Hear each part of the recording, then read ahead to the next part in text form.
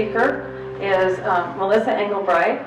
I met her after Lloyd Pendleton's presentation, and she had an inspiring idea that she has run with, and she's going to talk with us a little bit about people of Redding. Thank you.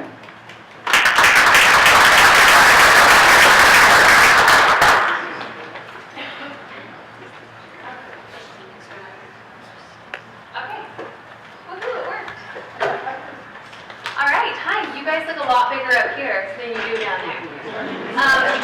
My name is Melissa Engelbright. I have 4 boys, and I live here with my husband and my 4 kids, and we have lived here for 5 years. And we love Redding. It's been the best place for us to raise our family, but that has not always been the case. 5 years ago, we lived in North Carolina, and my husband had just finished grad school. We had 2 boys at the time, and I was 8 months pregnant with boy number 3, and my husband accepted a job in Redding. And because I was so big and pregnant, my doctor wouldn't let me travel, and so, until we moved. So I had never seen Redding. And so we pulled our moving truck up to our rental on August 17th. And I was 8 months pregnant. And it was 117 degrees outside. And I opened the car, and the wall of heat hit me. And I looked at my husband and said, "What have you done?" And then we started getting to know the community. I started going to the library, and I started seeing the homelessness. And we lived in several states, and I had never seen anything like this before. I'd never seen so many homeless people before. And we had friends who moved to the area and then were leaving because of it. So we started thinking, well, should we be living here? Is this safe? I started asking around and asking anybody who had been here for a long time, who are these people? Why are they here? And why is this such a problem? And in asking that question, I learned 2 things. First, there's a lot of anger. There's a lot of frustration about homelessness in Redding. And number 2, a lot of people don't have good information. There's a real lack of information about homelessness. And so I heard all sorts of things. The mission is just busing them all in. That was a big one. Another one was people are homeless here because they want to be homeless. So there's a big homeless by choice population. That was another one. A lot of people said they're not really homeless. They're just pretending to be homeless because they can take advantage of all the services here. And it's really awesome to live that way. These answers did not satisfy me. And at the same time, I kept feeling a prick at my heart that said, keep looking, keep asking, figure out what's really going on here. And so in January, I had the opportunity to take part of the Count the Homeless project. And I'm sure many of you know what that was. A big group of volunteers went out and we found as many homeless people as we could and asked them a list of questions to collect data. And in the 3 hours of stopping random homeless people, I probably found 20 of them. My heart changed. And I learned more in those 3 hours than I had in 5 years of just talking to people. I met people I met drug addicts, I met felons. What struck me was when I would go approach people, they'd flinch. And that made me really sad, that they obviously have had some trauma. And I had to sit several times. I had to sit with the uncomfortable reality and the uncomfortable realization that their story could have been my story.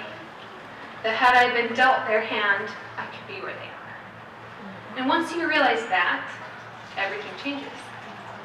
And that's where I was. I realized, I've got to do something. And so I'm a mom. I stay home with 4 kids. So I didn't know what I could do, but I thought, I wish the community could go through this experience that I've just been through. If we could just listen to each other. If we could stop being so afraid and so angry and just listen.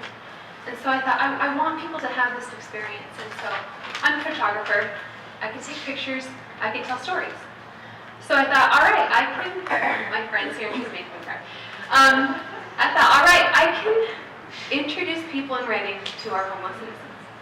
And so I was hoping to do that. I was hoping to paint a clear picture of who our homeless residents are. And I was hoping to cut through the anger and soften hearts. And so the first day I went out, I met Ray. It took me 20 minutes to get out of the car, to get the courage to get out of my car and talk to him. But I'm so glad that I did. I thought, what are these people going to think if I just walk up to them and say, hi, tell me your story? But I did. And Ray was a vet. He has PTSD. He was married to another man. And he had scars all over his arm from his wife waking him up in the middle of the night from her nightmares. I met Tony. Tony was ridiculously good looking. Tony is a recovering heroin addict. Tony told me about when he was 6 years old, his dad started punishing him by throwing raw pinto beans on the ground and having him kneel on them with his feet up off the ground. And anytime he let his feet drop, his dad would whip him or beat him. I met Greg. People loved Greg. Greg, people probably know Greg. Greg is, let me just get my paper right here. He's a college graduate. He's a colorblind artist. His wife left him because of his meth addiction. And he said he hasn't been able to draw ever since she left him. This man found me in the library and he said, please tell my story. Please interview me. He said, I'm a paranoid schizophrenic and no one understands me. This is the hardest thing I've ever been through in my life. Please tell my story. I started to notice the correlation between childhood trauma and homelessness. And this man was raised in the foster care system. He never had a home. He aged out of the foster care system with $5 in a backpack of stuff, and he's been homeless ever since. This is Bob. Bob and I cried together. Bob experienced very high levels of trauma as a child and has PTSD because of it. He's an alcoholic. I met him picking up trash at the library because he said he enjoys going to the library and he wants to continue to do so. He once had a job as a truck driver and was making $80,000 a year but lost everything because of his alcoholism.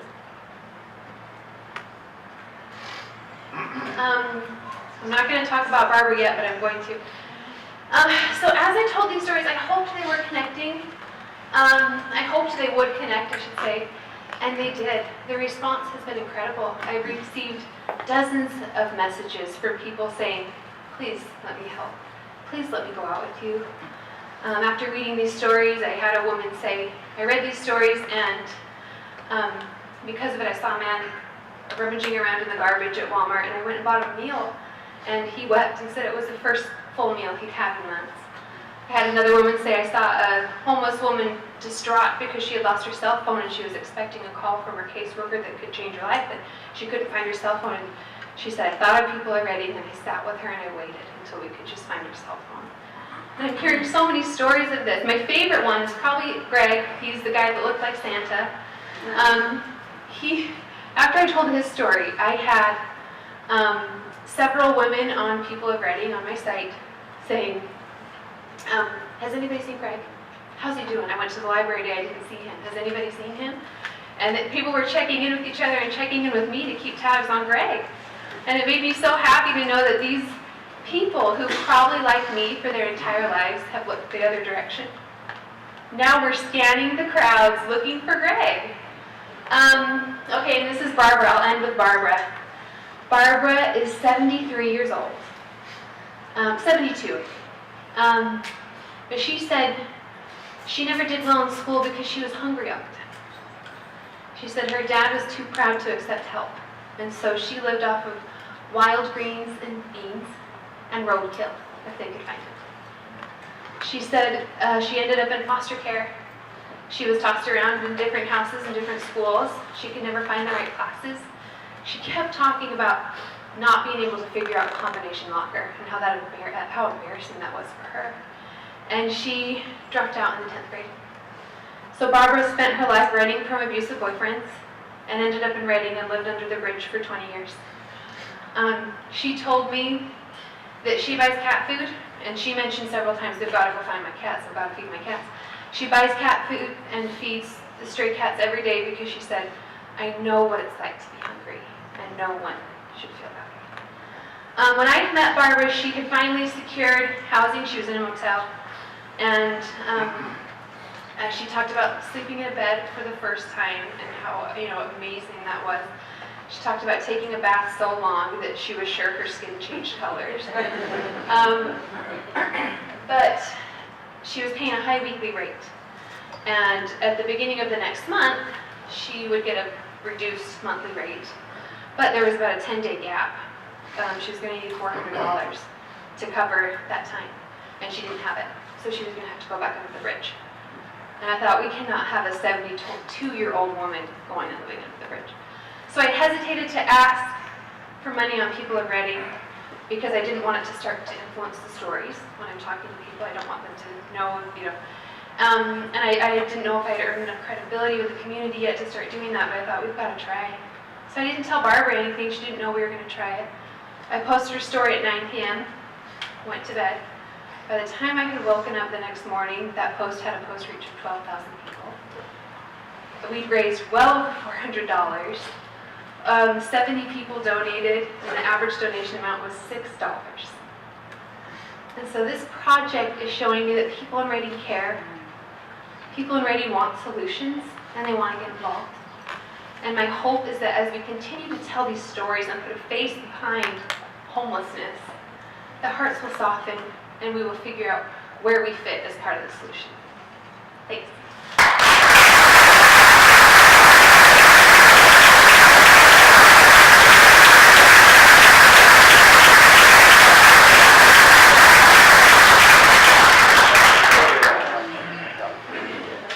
Melissa, I'm really touched because I don't know if you guys do Facebook. I'm a novice. I really appreciate that Melissa has taken the time to help us with our awareness. And I've gone on to her Facebook page, and every time I do, there are so many positive messages. I think it's 99.9% of the comments that you read on her Facebook page.